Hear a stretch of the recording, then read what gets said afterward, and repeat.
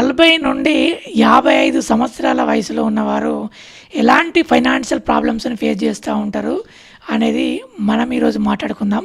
So సాధారణంగా వీళ్ళు ఒక తీవ్రమైన మానసిక ఫైనాన్షియల్ క్రైసిస్ని ఫేస్ చేస్తూ ఉంటారు. అంటే దీన్ని మనం మిడ్ లైఫ్ క్రైసిస్ అని అంటూ ఉంటాం. సో వీళ్ళకు ఒక ఫైనాన్షియల్ ప్లానింగ్ లేకపోవడమే ఈ కారణమని మనం చెప్పచ్చు. అంటే ఎలాంటి ఫైనాన్షియల్ ప్లానింగ్ చేయకుండా, తర్వాత ఎలాంటి సేవింగ్స్ చేయకుండా, సో ఇలాంటి ప్రాబ్లమ్స్ని ఫేస్ చేస్తూ ఉంటారు. కాబట్టి వాళ్ళు పైకి ఎంత బాగా కనబడ్డా కానీ లోపల వాళ్ళకు రకమైన టెన్షను, తర్వాత స్ట్రెస్కు గురవుతూ ఉంటారు.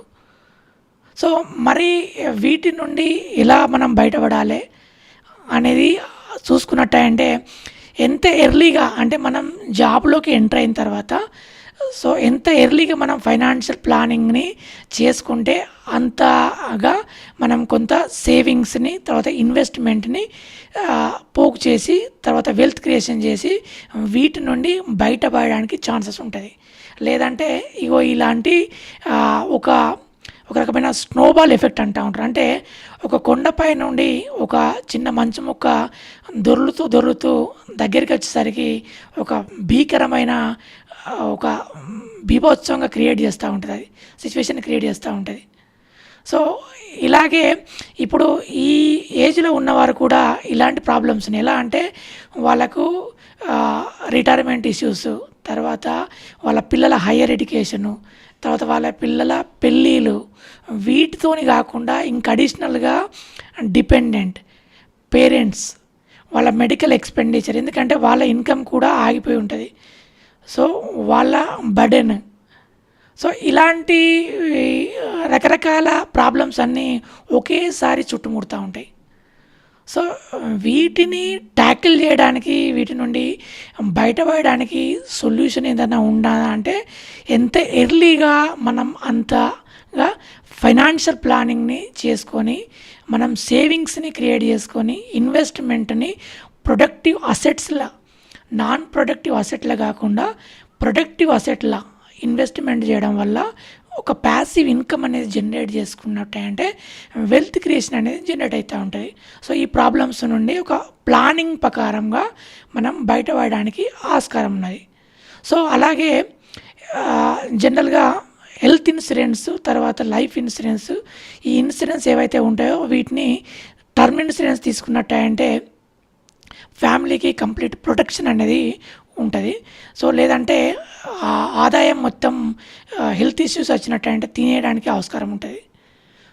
సో దీంతో పాటుగా మనం ఎమర్జెన్సీ ఫండ్ని అంటే 24 months, 24 అంటే 24 నెలకు 2 yearsకు సంబంధించినటువంటి మన కన్జంప్షన్, ఎంత కన్జంప్షన్ మన ఎక్స్పెండిచర్ అవుతుంది అనే దాన్ని మనం లెక్కలేసుకొని అంత సేవింగ్స్ని మన బ్యాంక్ ఎఫ్డీలల్లో, లేదంటే లిక్విడ్ ఫండ్స్ ఏదైతే ఉంటాయో డెట్ కావచ్చు, తర్వాత హైబ్రిడ్ ఫండ్, వీటిలల్లో ఒక 12 నెలలు ఎఫ్డీల ఫిక్స్డ్ డిపాజిట్లో, ఇంకో 12 నెలలు మన ఈ హైబ్రిడ్ ఫండ్ డెట్లో ఇన్వెస్ట్మెంట్ చేసుకున్నట్టంటే వీటిని రెడీగా అంటే లిక్విడ్ ఫండ్లలో ఇన్వెస్ట్మెంట్ చేసినప్పుడు సో మనం ఈజీగా వీటిని రెడీమ్ చేసుకొని మన ఖర్చులకు యూజ్ చేసుకోవచ్చు.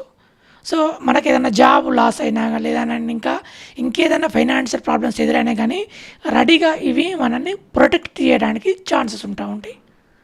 సో ఇదండి, ఎప్పుడైతే మనం ఇన్వెస్ట్మెంట్ చేస్తామో ప్రొడక్టివ్ అంటే ప్రొడక్షన్ ఎక్కువ ఉన్న అసెట్లలో ఇన్వెస్ట్మెంట్ చేసినట్టంటే రిటర్న్స్ అనేది ఎక్కువ వస్తూ ఉంటాయి. అది ఎలాగంటే సపోజ్ బిజినెస్లలో ఇన్వెస్ట్మెంట్ చేయడం కావచ్చు, తర్వాత మ్యూచువల్ ఫండ్లలో ఇన్వెస్ట్మెంట్ చేయడం కావచ్చు, ఆ తర్వాత ఇది మంచి వ్యవసాయ పొలం తీసుకోవడం కావచ్చు.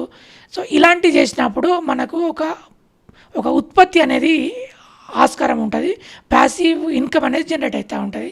లేదంటే మొత్తం తీసుకెళ్ళి గోల్డ్లో కొన్నట్టంటే గోల్డ్ కొనడం ప్రాబ్లం కాదు, బట్ ఏంటంటే ఎక్కువ గోల్డ్ తీసుకున్నట్టంటే సో అసెట్ డైవర్సిఫికేషన్ అనేది తక్కువ ఉంటుంది.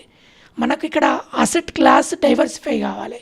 అప్పుడు మల్టిపుల్ సోర్సెస్ నుండి ప్యాసివ్ ఇన్కమ్ జనరేట్ అయ్యడానికి ఆస్కారం ఉంటుంది. ఒకటే గోల్డ్ కొన్నారనుకో, గోల్డ్ నుండి మనకి ఇన్కమ్ రాదు, ఏం రాదు. సో గోల్డ్లోకి ఇన్వెస్ట్మెంట్ చేసి ఏం చేస్తారు?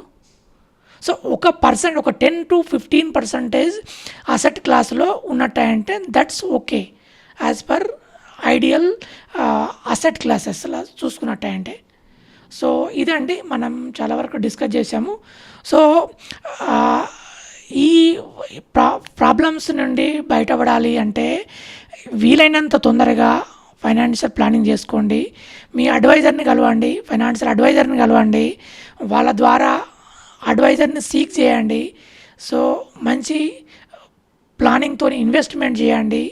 సో ప్యాసివ్ ఇన్కమ్ జనరేట్ చేయండి, ఫైనాన్షియల్ ప్రాబ్లమ్స్ నుండి బయటపడండి. ఎందుకంటే ఇండియాలో చూసుకున్నట్టంటే ఈ 9/10 పీపుల్ ఫైనాన్షియల్ ప్లానింగే చేయరు.